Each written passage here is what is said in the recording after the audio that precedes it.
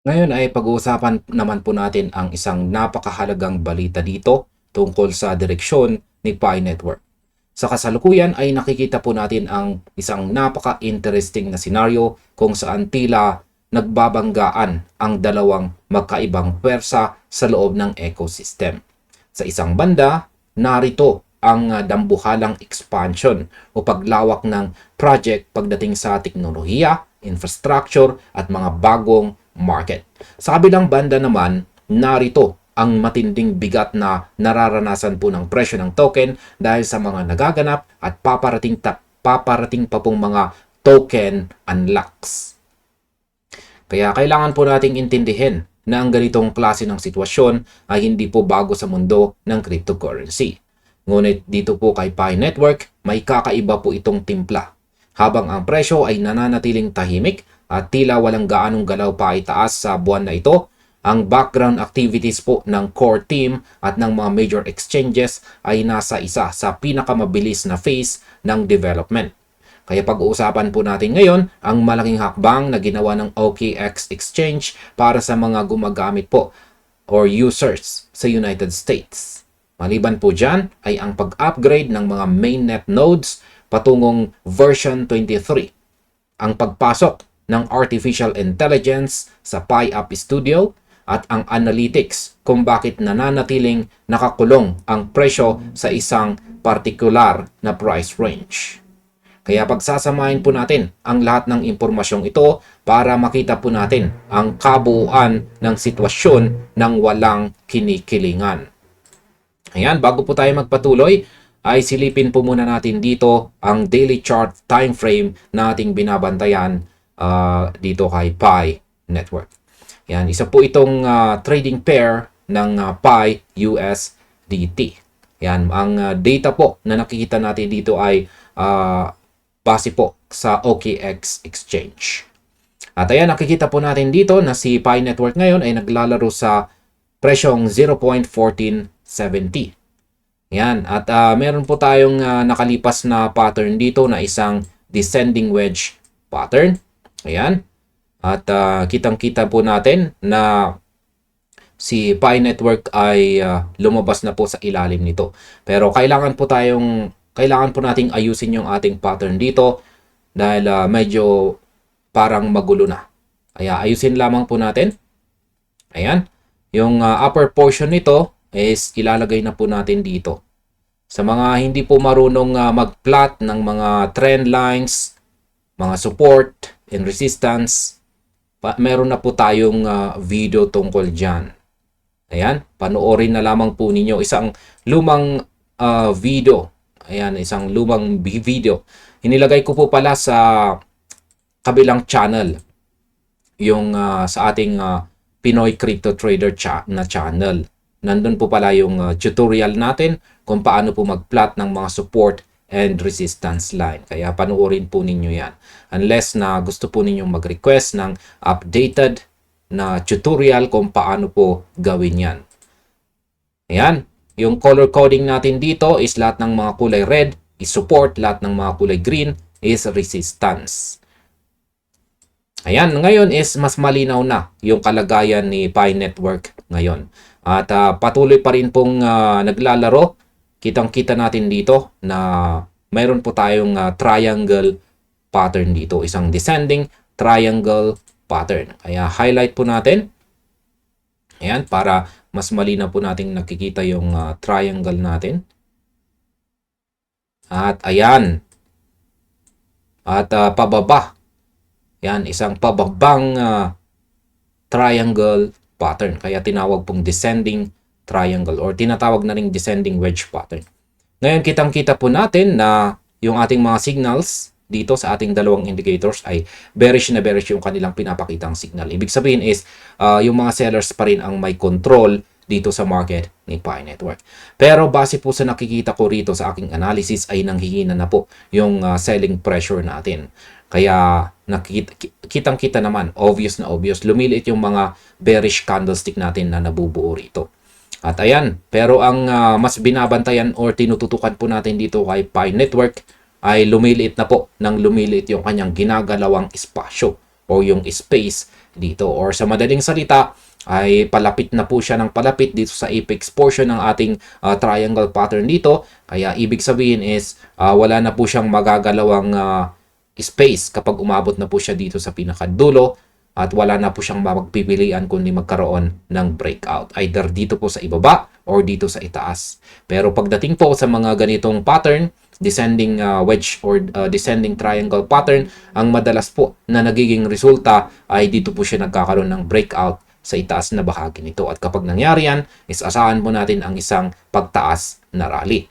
At syempre, bago po mangyari yan, ay dapat sasang-ayon din yung ating mga indicators dito. Dahil kung hindi po sang-ayon yung ating mga indicators dito at patuloy pong nagpapakita ng bearish, maski may breakout tayo rito, mawawalang silbi yung breakout na ito. Kaya dapat magkaroon po ng pagsasang-ayon yung mga indicators natin at saka sa pattern natin dito. Bago po natin ipagpatuloy ang ating analysis, ay balikan po muna natin or tapusin po muna natin ang ating balita dito. Ayan, ang OKX ng United States. Yan, sa United States po yan. Ay mayroon pong expansion dito ng PI. Yan, at ang marcha sa global compliance. Kaya yan po ang ating pag-uusapan dito sa simula ng balita na ito. Yan, ito po ang pinakamalaking balita na lumabas po kamakailan na siguradong magpapabago sa landscape ng distribution ni PI. Ang sikat na cryptocurrency exchange na si OKX ay opisyal na gumawa ng hakbang para maging accessible o madaling maabot ni PI. Ayan, para madaling maabot ang PI para sa milyong-milyong users sa loob ng United States sa kauna-unahang pagkakataon sa pamamagitan po ng kanilang platform. Kaya highlight po natin yan. Ayan. Ngayon, ang hakbang na ito ay hindi simpleng pagdaragdag lang ng access. Ito po ay isang malaking tulong para mapalawak ang exposure o ang pagkilala sa token sa isa sa pinakamahigpit at pinakamalaking crypto markets sa buong mundo. Sa mga nakalipas na taon, alam po natin kung gaano kahirap pumasok sa market ng Amerika dahil sa dami ng regulasyon at pagsusuri. Ang desisyon ng OKX na buksan ang pintuan para sa mga users sa United States ay nagpapakita na ang project ay unti-unting nakikita bilang isang seryosong asset na sumusunod sa mga tamang proseso.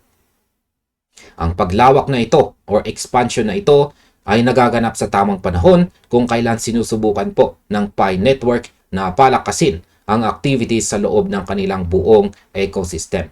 Kapag mas maraming tao sa US ang may access, mas mataas po ang potensyal na magkaroon ng mas maraming developers at users na makikibahagi sa araw-araw na transaction ng network. Sa aking opinion, kung susuriin po natin ang epekto nito, ang hakbang ng OKX ay isa pong malino na sagot sa mga nag-aalinlangan kung may patutunguhan ba ang network sa labas ng mga umuusbong na bansa. Ang market po ng US ay may hawak na malaking kapital. Kapag ang isang token ay binigyan ng ganitong uri ng exposure, binabago po nito ang perception o pananaw ng publiko. Gayunpaman, kailangan po nating tandaan na ang pagbubukas ng access ay hindi po otomatikong nangangahulugan ng agarang pag-angat ng presyo. Ang ibig sabihin nito sa ngayon ay liquidity at availability. Isipin po natin mga ka-crypto na ito ay parang isang malaking kumpanya ng sapatos na sa wakas ay nabigyan ng permit na magbenta sa pinakamalaking mall sa lungsod. Ang permit na iyon ay hindi nangangahulugang ubos agad ang sapatos sa unang araw. Ngunit tinitiyak nito na ang lahat ng gustong bumili ay may legal at madaling paraan para makabili. Ang hakbang na ito ay naglalatag ng matatag na pundasyon para sa hinaharap. Ang pagkakaroon ng presensya sa US sa pamamagitan po ng OKX ay isang mahalagang milestone na magagamit po ng Pi Network para maakit ang mas malalaking tech partners sa mga susunod na buwan. Pag-usapan naman po natin dito ang tungkol sa infrastructure maturity sa pamamagitan po ng Node Upgrade version 23. Hindi lang sa aspeto ng market o exchanges may malaking balita, kundi pati na rin sa likod ng mga code at saka computer servers. Inihayag ng Pi Network na ang karamihan sa kanilang mga major mainnet nodes ay matagumpay ng nakapag-upgrade sa version 23. Ayan, highlight lamang po natin yan. Para sa mga hindi masyadong pamilyar sa technical na bahagi, ang mga nodes ang nagsisilbing mga haligi o backbone ng buong blockchain network. Sila po ang nagve-verify ng mga transaction at nagpapanatili ng seguridad ng system. Ang version 23 upgrade ay itinuturing na isa sa pinakamahalagang pagbabago sa infrastructure ng project mula nang ito ay simulan. Ang pangunahing layunin ng update na ito ay ihanda ang network para sa mas maayos na pag-scale at para sa mas malaking paglago ng ecosystem sa hinaharap. Ipinapakita nito na habang ang sentiment ng market o ang opinyon ng mga tao sa labas ay nananatiling halo-halo, may mga nagdududa at may mga nagtitiwala. Ang teknolohiya sa background ay patuloy po na tumatanda at nagiging mas matatag. Ang pag-upgrade ng mga nodes ay patunay na ang core team ay hindi po nakatitig lamang sa presyo, kundi nakatitig sa tibay ng system. Sa aking opinyon, ang pag-upgrade po sa version 23 ay isang tahimik ngunit napaka-kritikal na tagumpay. Madalas sa crypto space, ang mga tao ay nakatutok lang sa kung kailan ang open mainnet o kung magkano ang palitan. Pero ang isang blockchain na walang matatag na nodes ay parang isang magandang sasakyan na may mahinang makina kung saan madali itong masisira kapag marami na ang sumakay. Ang pag-scale ng network ay nangangailangan po ng computational power at bilis. Kung titignan po natin, ang pag-upgrade na ito ay parang pagpapalawak ng isang kalsada mula sa 2 linya patungo sa 8 linya. Kahit wala pang trapiko ng sasakyan ngayon, ang kalsada ay nakahanda na para sa dambuhalang volume ng transaction kapag dumating ang takdang panahon. Ito ang nagbibigay po sa akin ng kapanatagan na ang technical na aspeto ay hindi napapabayaan. Ang katotohanang nagagawa ang upgrade na ito ng walang major network disruptions ay nagpapakita ng kakayahan ng mga node operators at ng core team na pamahalaan ang isang decentralized system sa global scale. Pag-usapan naman po natin ang pagpasok sa mundo ng artificial intelligence or AI. Ayan, isa pong sorpresang direksyon din ang ipinakita ng Pi Network sa buwang ito sa kanilang pagpasok sa larangan ng artificial intelligence or AI, ang PiApp Studio. Ayan, PiApp Studio ay mayroon ng bagong feature na nagpapahintulot sa mga developers na direktang i-convert o gawing ganap na Pi apps ang mga aplikasyon na binuo gamit ang AI. Ibig sabihin, ang mga programmers o builders na gumagamit ng mga advanced AI platforms tulad po ng OpenAI Codex, Anthropic Claude Code, at Replit ay maaari nang isama ang Pi Network sa kanilang pang-araw-araw na workflows. Ang hakbang na ito ay nagbubukas po ng pinto para sa isang bagong generations ng mga AI-powered applications sa loob ng Pi ecosystem. Sa halip na abutin ng buwan o taon ang pagbuo ng isang utility app, ang mga developers ay maaari nang gumamit ng AI para mapabilis ang coding at direktang i-deploy ito sa PiApp Studio. Ang pagsasama ng AI at saka blockchain ay isa po sa pinakamainit na trend ngayong taong 2026. At mukhang hindi po nagpapakahuli ang Pi Network sa karerang ito. Ngayon, sa aking opinyon, ang desisyong ito ay isang napakatalinong hakbang para malutas ang problema sa utility. Ang pinakamalaking hamon po sa Pi Network mula pa noong una ay kung saan ba gagamitin ang token na ito kung ganap na itong inilabas. Sa pamamagitan ng pagpayag sa AI-built applications na madaling maging Pi apps, binibigyan ng core team ang mga malilikhaing isip ng kakayahang magtayo ng daang-daang utility sa maikling panahon. Isipin natin ito sa ganitong paraan. Ang core team ay nagtayo ng isang malaking market at sa pamamagitan po ng AI tools, binigyan nila ang mga tindero ng makinarya para makagawa ng mga produkto sa loob lamang ng ilang minuto sa halip na ilang araw. Mas maraming produkto sa pamilihan o market. Mas maraming dahilan ang mga tao na pumunta at gamitin ang kanilang Pi tokens. Ang integration sa OpenAI Codex at Claude Code ay nagpapakita rin na ang Pi Network ay nakikisabay sa modernong pamantayan ng software development. Hindi na ito isang simpleng mobile mining app. Ito po ay nagiging isang ganap na developer-friendly hub. Ngayon ay pag-usapan naman po natin ang community reaction dito at ang validation ng real human verification. Ang mga ulat na ito ay nagdulot po ng malaking reaksyon sa loob ng community. Ang mga kilalang boses sa loob ng PyTown ay nagpahayag na ang kamakailang paglawak or expansion po sa OKX United States ay isang malaking uri ng validation o pagpapatunay para kay Pi Network. Ayon sa kanila, ang modelo po ng Pi na nakabatay sa real human verification. Yan, highlight lamang po natin. Real human verification. O ito po ang kanilang mahigpit na KYC system ay sa wakas nakakakuha na ng pagkilala mula sa mainstream financial platform. Idagdag pa natin ang mga influencers. Yan, kung saan ay idagdag pa natin ang mga influencers sa pagtulak po ng Pi sa market ng United States ay nagpapakita po ng isang organic, compliant global adoption sa halip na purong speculation lamang. Ayan, highlight natin, organic, compliant global adoption.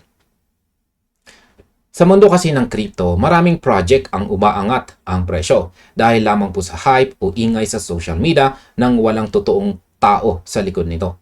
Sa Pi Network, ang pagkakaroon po ng bilyong-bilyong verified identity systems at developer infrastructure ang siyang nagbibigay ng tunay na halaga sa network habang patuloy po itong lumalawak o nag-i-expand.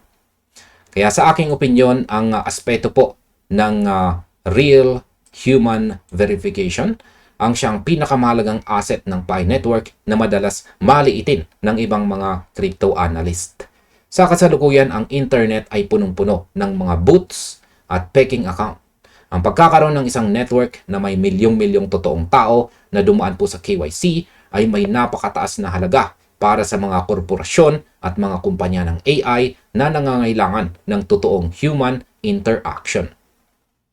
Ang reaksyon ng community ay makatwiran dahil ang pagsunod sa batas at regulasyon ng US ay nagpapatunay na ang Pi ay hindi po ito isang fly-by-night project. Ang diskarte na unahin ay ang pagsunod sa batas kaysa sa mabilisang pagpapalaki ng presyo ay maaaring nakakainip para sa marami. Ngunit ito ang tamang paraan kung ang layunin ay magtagal ng ilang dekada. Ang community ay nakakakita na po ng bunga ng kanilang mahabang paghihintay. Hindi sa pamamagitan po ng pump sa presyo, kundi sa pamamagitan ng pagkilala ng mga institution tulad po ng OKX. Yan, ngayon ay pag-usapan naman po natin dito ang price still struggles under unlock pressure. Yan, ang pressure ng token unlocks sa presyo ni Pi. Ito po ang aspeto na pinaka-inaabangan ng lahat, kung saan ang presyo at ang market dynamics. Sa kabila ng lahat ng magagandang balitang ito sa ecosystem, ang presyo po ng Pi token ay patuloy na nakakaranas ng matinding pressure or pababa na pwersa. At ang dahilan mga ka-crypto ay ang mga naka-schedule po kasi na token unlocks. Ayon po sa data, higit 200 million Pi. Ayan, 200 million Pi tokens ang nakatakdang i-unlock sa buwang ito lamang. Higit pa rito, may karagdagang 1.65 billion na Pi ang inaasahang maa-unlock sa susunod na 12 months. Ang token unlock ay nangangahulugan na ang mga tokens na dati ay nakalock o hindi po pwedeng galawin ng mga maagang investors, core team o mga miners ay unti-unti na pong inilalabas sa circulation. Kapag ang supply ng isang bagay ay biglang dumarami sa market, natural na nagkakaroon nito ng epekto sa presyo, lalo na kung ang demand ay hindi sapat para saluhin ang lahat ng bagong supply na pumasok. Batay po sa pagsusuri ng CoinDX, Coin DCX analysis, ang PAI ay maaari pong magpatuloy sa pag-trade sa pagitan po ng price range na 0.145 hanggang 0.169 sa malapit na hinaharap. Sa aking opinion naman, dito natin kailangang gamitin ang logic ng economy para maintindihan natin kung bakit parang hindi gumagalaw ang presyo sa kabila ng balita sa OKX at saka AI. Ang pagpasok po ng 200 million tokens sa sirkulasyon ay isa pong malaking dagok sa short-term price action. Ito ang tinatawag natin sa ekonomiya na supply dilution. Kahit gaano kaganda ang balita, kung may milyong-milyong token na handang ibenta ng mga nakakuha po nito ng maaga, pipigilan nito ang anumang pag-angat. Isipin natin ito bilang isang halimbawa. Sabihin natin may isang sikat na prutas na biglang naging patok or sikat sa market dahil nalaman ng lahat na napakasustansya nito. Ito ang katumbas ng OKX at saka AI news. Pero sa kaparehong buwan, ang mga magsasaka ay nag-ani ng toni-toniladang supply ng prutas na iyon at sabay-sabay na dinala sa palengke. Dahil sa sobrang dami ng prutas sa mga pwesto, hindi maitaas ng mga tindero ang presyo kahit marami ang gustong bumili. Kailangan muna nating maubos ang mga prutas na iyon o sa madaling salita, kailangang ma-absorb ng market ang 200 milyong tokens bago natin makita ang tunay na lakas ng demand. Kaya ang range na 0.145 hanggang 0.169 ay nagpapakita na may labanan po sa pagitan ng mga nagbebenta ng kanilang na-unlock na PAI at ng mga bagong investors na pumapasok dahil sa magandang balita. Yan, ayon po sa pagsusuri ng CoinDX dito, ang mga tiyak na numero na dapat po nating bantayan ay ang presyong 0.160 at ang 0.145. Sinasabing ang isang matagumpay na breakout o paglapag sa itaas po ng 0.160 ay maaring magpaganda sa momentum ni PAI patungo sa mas mataas na resistance zones. Ito ang magiging hudyat na ang mga investors ay mas malakas na kaysa sa pressure ng mga nagbebenta o sellers. Sa kabilang banda, kung mawawala po ang support sa paligid ng 0.145, maaari itong mag-trigger o magsimula ng karagdagang downside pressure na hihila sa presyo pababa patungong 1.40. Ayan, o baka mas mababa pa. Ang mga numerong ito ang siyang nagsisilbing mga pader ng ating kasalukuyang kwarto. Hanggat hindi po nasisira ang isa sa mga pader na ito, itong si PAI ay mananatiling naglalakad ng pabalik-balik sa loob ng range. Sa aking opinyon, yan, o ang aking pananaw po sa range na nabanggit natin ay simple lamang. Ito po ay isang panahon ng accumulation at saka distribution. Ang mga nakakakuha ng kanilang na-unlock na tokens ay maaring magbenta para kumuha ng tubo o profit, habang ang mga naniniwala sa pangmatagalang halaga ng version 23 node upgrade at saka AI features ay unti-unting binibili ang mga ito sa murang halaga. Ang 0.145 ay isang napaka-importanting support line. Kung mag-hold, yan, kung ang mga buyers ay magagawa nilang i-hold ang support level na ito, yan, ibig sabihin ay mataas po ang tiwala ng market na si PAI ay may totoong halaga sa ganitong presyo. Kung kung ako po ang tatanungin, ang susunod na 12 months na may 1.65 billion tokens, ayan, na ma-unlock, ay nangangailangan po ng mas matinding utility. dito magiging napakahalaga po ng Pi App Studio at saka AI integration. Kung ang mga binuong AI apps ay makakakuha ng milyong-milyong aktual na transaction, ang demand na malilikha po nito ay sapat na para saluhin ang 1.65 billion tokens nang hindi po bumabagsak ang presyo sa 1.40 na price level. Ngayon, ang labanan po sa pagitan ng 1.45 at saka 0. Yan ang labanan po sa pagitan ng price range na 0.145 at saka 0.160 ay ang simula ng pagtukoy kung ang Pi network ba ay magiging isang tunay na kapaki-pakinabang na currency o mananatili lang sa mga wallet ng mga tao. Ang susi rito ay ang patuloy po na pagbuo ng mga totoong serbisyo na gagamitin ng Pi. Ayan, sa kabuuan po ng balitang ito, ang Pi network ay nagpapakita ng isang classic o makalumang halimbawa ng isang project na mabilis ang pag-unlad sa aspeto ng teknolohiya at legal na access, ngunit pinapabagal ng ekonomiya ng token supply. Ang pagbubukas po ng OKX para sa mga investors sa United States ay isang dambuhalang hakbang patungo sa global adoption. At ang pag-upgrade naman sa version 23 mainnet nodes ay nagpapatunay na ang network ay handa na sa mas malaking hamon.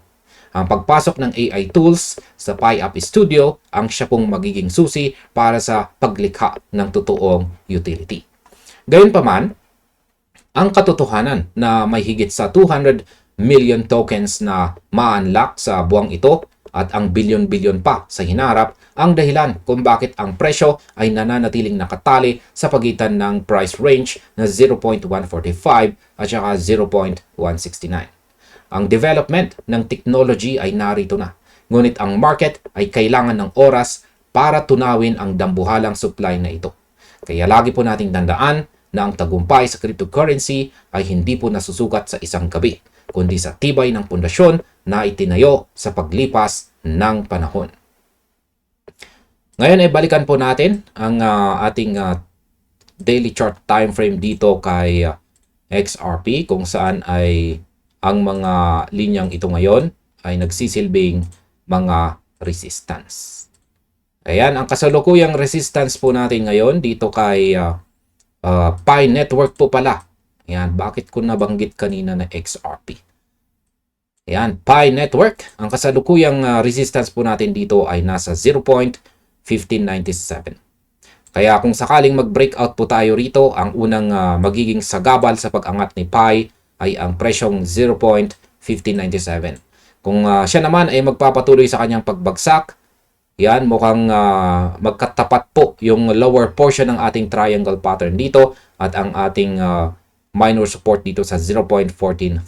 Kaya doble yung pipigil sa attempt or pagbagsak ni Pi network. Pero wag po tayong pakakampante na magagawang pigilan ng support ang pagbagsak ni Pi dahil bearish pa rin po ang momentum natin base sa ating mga indicators dito. Pero base naman po sa ating isang indicator dito, ang QQE mod, nagpapakita na po na nanghihina na ang ating selling pressure. Kaya baka magko-consolidate po itong si Pi network sa mga paparating na araw. Ang aking ikinakabahala po rito is baka yan nga, kung sakaling magkaroon tayo ng breakout dito sa upper portion ng ating triangle pattern dito, malamang ay baka mauuwi lamang po ito sa consolidation kung magpapatuloy po na magpapakita ng bearish signals ang ating mga indicators dito. Kaya kailangan po talagang sabayan ng bullish na signal ang breakout na magaganap dito kay Pi network sa mga paparating na araw. Kaya malapit na po siyang mag-breakout. Mga ilang araw na lamang. Siguro para mas sure ay baka isang linggo siguro ito. Or less than a week ay makikita na natin kung saan po siya makakaranas ng breakout. Kaya yan naman po ang ating technical analysis update dito kay Pi network. At hanggang dito na lamang po tayo sa video na ito. Marami pong salamat sa inyong panonood. I-check na rin po ninyo yung ating mga recommended videos dito.